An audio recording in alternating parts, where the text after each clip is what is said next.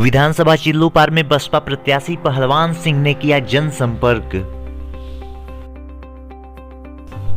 विधानसभा चिल्लूपार में बसपा प्रत्याशी पहलवान सिंह ने अपने चुनावी क्षेत्र में जनसंपर्क के दौरान मीडिया को संबोधित करते हुए कहा कि इस बार का चुनाव बेहद दिलचस्प है और अधिक स्पष्ट भी हो चुका है। दो प्रत्याशी सामने हैं मगर दोनों लोग लड़ाई के बाहर हैं।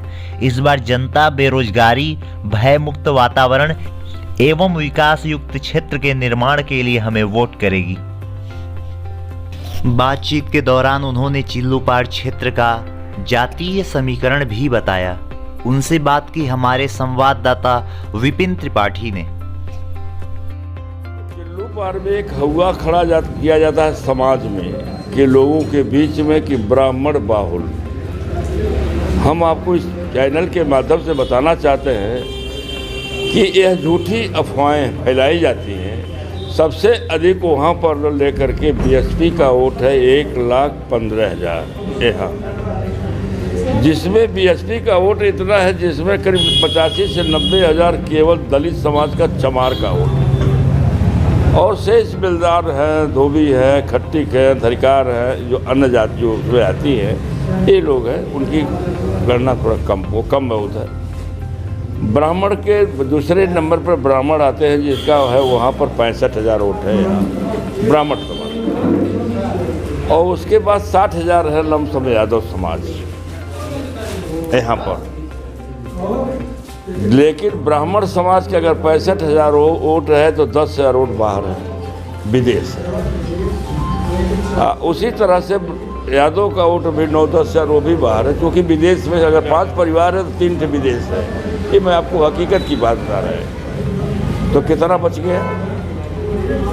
नहीं, आप बताइए कितना बच गया? बड़ी संख्या निकल गई ना, बड़ी संख्या निकल गई। तो अब रह गए सवाल 10,000 अगर बाहर हैं तो आप समझिए कि 55,000 ब्राह्मण का वोट बचा।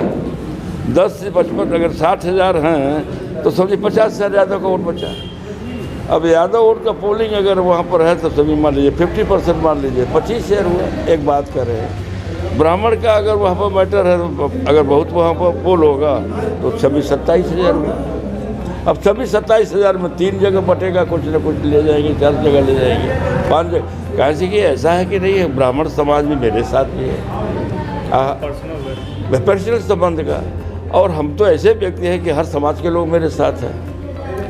जो हवा बनाई जाती है कितना ब्राह्मण है कि कितना, यह दोनों लोगों को ब्राह्मण नकारा साबित कर दिए हैं। मैं आपको बता रहा हूँ, हकीकत बता रहा हूँ, और ये तो समय बताएगा कि कौन कितना वोट पिछली बार पाया था, और दोनों लोग भी मैदान में हैं। और 10 तारीख की जब काउंटिंग होगा तो मालूम हो जाएगा कि कहाँ कितने वोट से लोग हारे हैं। ये जनता सिद्ध कर देगी। हम पूरा 101% विश्वास साथ आपसे चैनल के माध्यम से कहना चाहते कि दोनों लोग लड़ाई से बाहर हो चुके। सर, क्या लगता है सरकार की सुविधाओं को, जो कुछ ऐसी सुविधाएं मिली हुई, देखिए क्या असर पड़ेगा आपकी वोट बैंक पे? अब ये आप ये समझे सरकार किसकी बनेगी। अभी तो प्रथम चरण का चुनाव हुआ है। जब ये 5वां 6वां चरण का चुनाव जब हो जाएगा तो वो स्थितियाँ स्पष्ट जाहिर हो जाएगी, क्या स्थितियाँ बन रही है। सभी लोग सरकार बना रहे हैं। वर्तमान विधायक जी का कहना है कि मैंने जितने भी वादे किए वो सारे पूरे किए हैं और जनता उस पूरे किए वादों पर मुझे चुनने जा रही है और पूर्ण बहुमत के साथ वो सरकार लाने की बात कर रही है। देखें हमारी बात सुने, ये जनता जनार्दन उत्तर प्रदेश की महान जनता, 24 करोड़ की महान जनता ने निर्णय लेगी। इसके बारे में हम अभी कुछ नहीं स्पष्ट कह पाएंगे कि सरकार किसकी बनेगी। चाहे कि सभी लोग ताल ठोक रहे हैं हमारी सरकार बनेगी, हमारी सरकार बनेगी, होगी, लेकिन ये 25वें चरण के चुनाव के बाद स्पष्ट स्थिति आप लोगों को खुद मालूम हो जाएगा कि क्या स्थितियाँ बनती हैं, सरकार किसकी बनेगी, पूर्ण बहुमत की सरकार बनेगी कि लगड़ी सरकार बनेगी, क्या होगा। ये अभी इसको स्पष्ट अभी नहीं कहा जा सकता कि क्या स्थितियाँ पैदा होगी। ये 25वें चरण के चुनाव के बाद ऑटोमेटिक स्पष्ट हो जाएगा। 3 मुद्दों को लेकर के आप इस चुनावी रण में उतरे हुए हैं, मुद्दा क्या है आपका? हमारा तो कुल मुद्दे बा, इस क्षेत्र के सब ठक करके चल गए। कुल कम तो अधूरा बा, ये मालूम नहीं तो चिल्लूपार में कोई जनपद नहीं रहा। आप लोग घूम रहे हैं, भ्रमण कर रहे हैं, देख रहे हैं क्या रोडों की स्थितियाँ हैं, क्या लोगों के किनारे, नदी किनारे जो गाँव है उनका क्या स्थितियाँ हैं, कटान होकर के लोगों का मेहनत पसीना की कमाई कैसे करके नदी किनारे वो गांव बड़ा नदी काट के ढाई दे रही है। वो बेचारे आज के युग में मकान बनाना इतना आसान नहीं है, मकान बनाना इतना आसान नहीं है, बिटिया के शादी कर देना इतना आसान नहीं है, जो स्थितियाँ हैं। लेकिन हम उसको सोच रहे हैं कि यह गाँव का अस्तित्व कैसे बचाया जाएगा, जो शेष गाँव बचे हैं और बाढ़ से जो प्रभावित इलाका है, एक अस्थायी उसका निदान कैसे ढूंढा जाए ताकि तमाम किसानों की ज़मीन जायदाद ये बचे और सुरक्षित वो घर द्वार लोग बचे। और रह गया किसान का कैसी हाल है, अरे अपना भी पेट भरता है, किसान गल्ला पैदा करता है, अपना पेट भरता है, पूरे देश का प्रदेश का पेट भरता है, तो वो अन्नदाता है।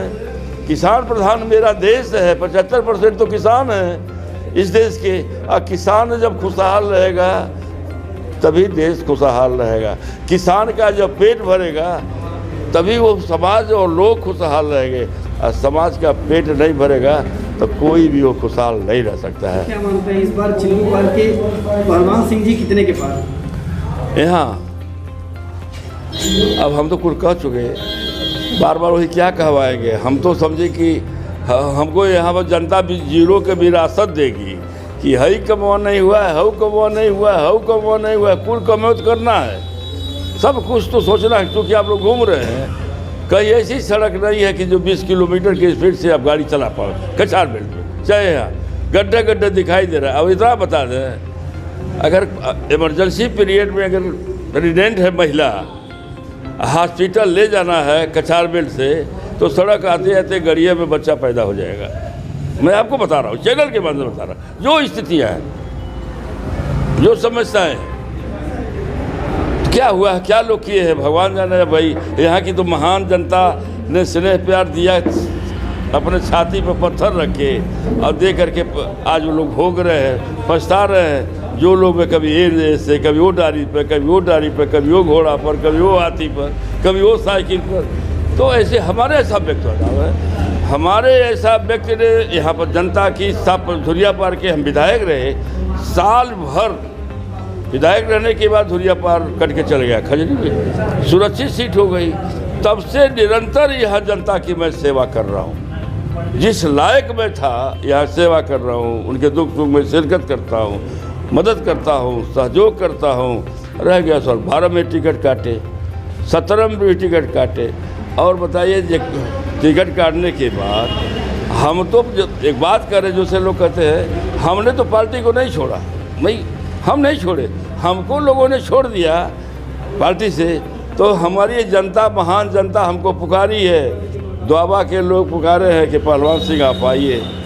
हम लोग न जात न पात न कुछ भी, आपके व्यक्तित्व का चुनाव करेंगे क्षेत्र का विकास के नाम पर, और हमको इसलिए लोग बुलाए। अब मैं आया हूँ, जनता की सेवा करने का मेरा स्वभाव है, और एक ताकत मिल जाएगी तो उसे और सेवा करेंगे, मदद करेंगे, सहयोग करेंगे।